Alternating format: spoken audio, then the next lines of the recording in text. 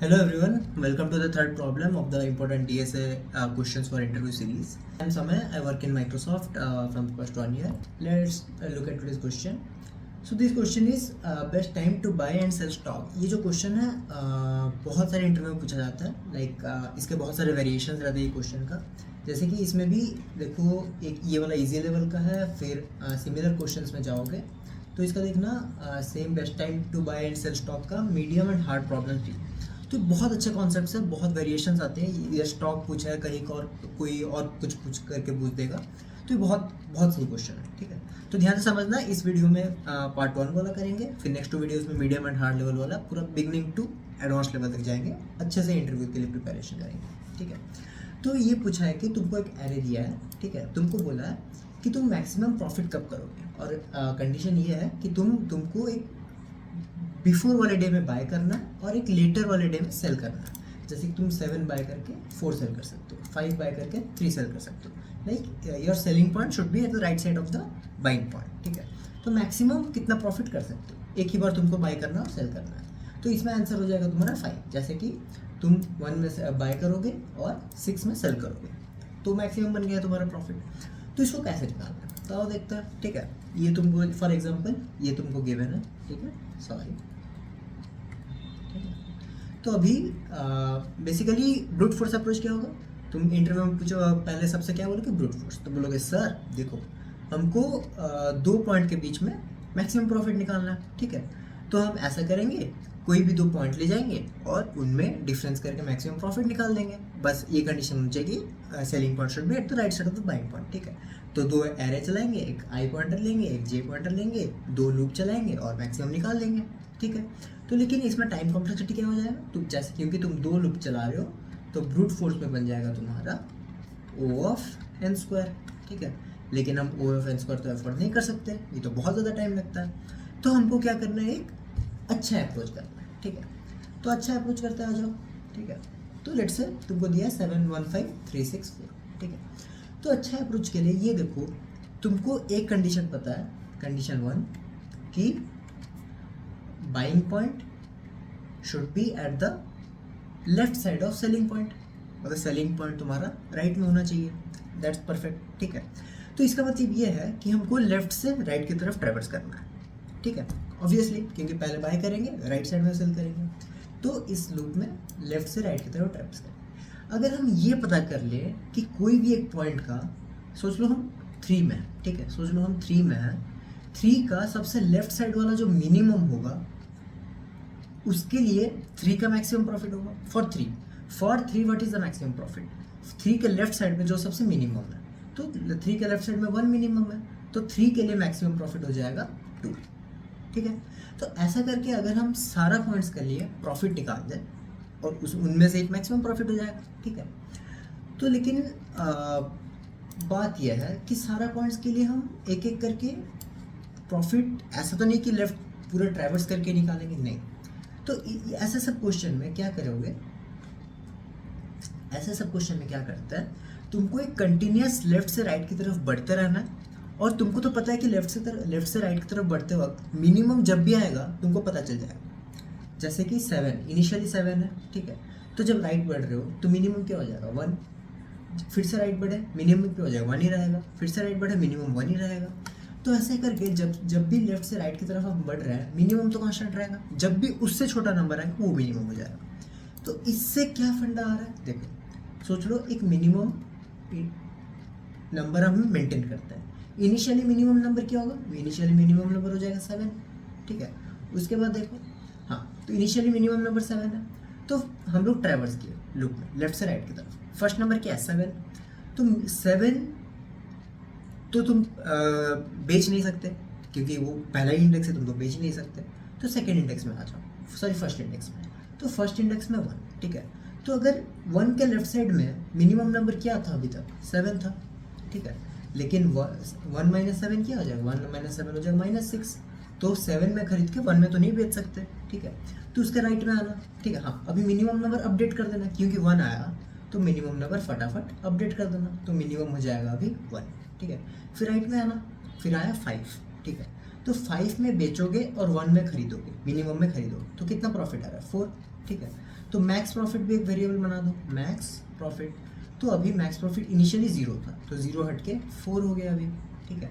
तो minimum number तो update नहीं होगा, मिनिमम तो अभी भी 1 है, तो आगे बढ़ो फिर। तो अभी आ गया 3, 3 के लिए प्रॉफिट कितना हो जाएगा, 3 - 1 = 2। तो मैक्सिमम प्रॉफिट तो हम लोग का अपडेट नहीं होगा, अभी तक 4 ही है। तो फिर आगे बढ़ेंगे, फिर नेक्स्ट आ जाएगा 6। तो 6 के लिए क्या हो जाएगा, 6 के लिए मैक्सिमम प्रॉफिट हो जाएगा 5।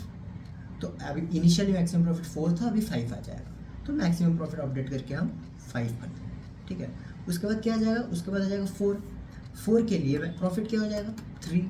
तो अभी तो मैक्सिमम प्रॉफिट अपडेट नहीं होगा, तो हम लोग का आंसर क्या आ जाएगा, answer will be our maximum profit, ठीक है। तो कोड क्या होगा, कोड बेसिकली इनिशियली हम लोग एक मैक्स प्रॉफिट ले लेंगे, मैक्स प्रॉफिट इनिशियली क्या हो जाएगा, जो 0 ही होगा, ठीक है। मे बी 0 हो सकता है, तो इनिशियली 0 ही अज्यूम कर लो। उसके बाद क्या करेंगे, उसके बाद एक मिनिमम नंबर करेंगे, मिनिमम। इनिशियली मिनिमम क्या होगा, सबसे लेफ्ट वाला नंबर इज आवर मिनिमम, ठीक है। तो मिनिमम क्या हो जाएगा हमारा, मिनिमम हो जाएगा हमारा जो भी एरे है, एर का 0, ठीक है। और क्या करेंगे, और हम करेंगे मैक्स प्रॉफिट हो गया, मिनिमम हो गया, बस यही दोनों चाहिए, और तो कुछ चाहिए नहीं, ठीक है। तो हम क्या करेंगे, लूप करेंगे i = 0 to n-1, जो भी एरे का लेंथ है। लूप में क्या करेंगे, हम मैक्सिमम प्रॉफिट को अपडेट करेंगे। अगर एर का i माइनस तुम्हारा minimum, because your buying point should be minimum 1 towards the left, ठीक है। अगर ये ग्रेटर देन मैक्स प्रॉफिट है, इनिशियली जो एज्यूम किया हो, तो हमारा मैक्स प्रॉफिट क्या हो जाएगा, मैक्स प्रॉफिट अपडेट होके हो जाएगा तुम्हारा नया वाला selling point minus buying point, ठीक है, यही। और क्या करोगे, और ये चेक करोगे, जब भी छोटा नंबर आएगा मिनिमम वाला अपडेट हो जाएगा। तो इफ तुम्हारा एर का आई अगर मिनिमम से छोटा है, तो क्या हो जाएगा, मिनिमम हो जाएगा तुम्हारा एर का आई। Make sense, simple. तो इसको फटाक से कोड करता है। तो इनिशियली क्या करना है, इनिशियली एक मिनिमम का वेरिएबल लेना है, जो कि टुवर्ड्स द लेफ्ट कौन सा सबसे मिनिमम है, तो वो जब इनिशियली क्या रहेगा, जो सबसे एरे का इधर है, एरे है प्राइसेस का जो सबसे 0th पोजीशन में रहेगा, ठीक है। अरे यार, ठीक है। और क्या रहेगा, और एक मैक्स रहेगा, मैक्स प्रॉफिट। चलो मैक्स पी लिख लेते हैं। मैक्स प्रॉफिट क्या हो जाएगा, इनिशियल तो 0 ही रहेगा, इनिशियल तो मैक्स प्रॉफिट है ही नहीं, ठीक है। फिर क्या करेंगे, लूप करेंगे for int i = 0, i < prices dot size, ठीक है। सीन साइज लिखा है, लेस देन लिखा है, तो ऑटोमेटिकली -1 तक चलेगा। फिर i++,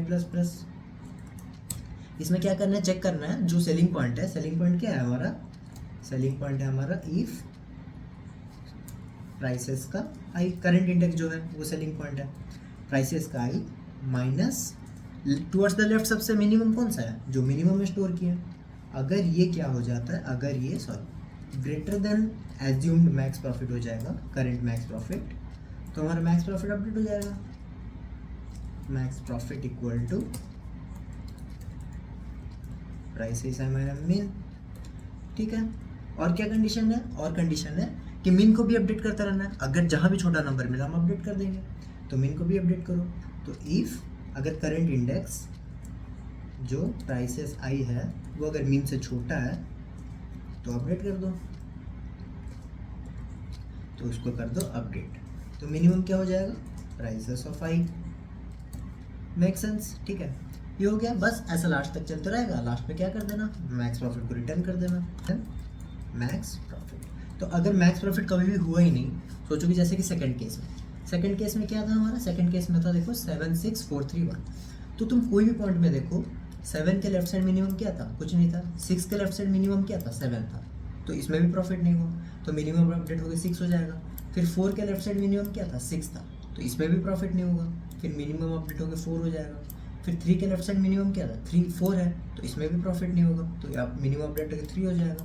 फिर 1 के लेफ्ट साइड में 3, इसमें भी प्रॉफिट नहीं होगा। तो इस केस में अगर कुछ प्रॉफिट हो ही नहीं रहा, मैक्स प्रॉफिट कभी अपडेट ही नहीं होगा, तो मैक्स प्रॉफिट 0 ही रह जाएगा और हमको 0 ही रिटर्न करना है।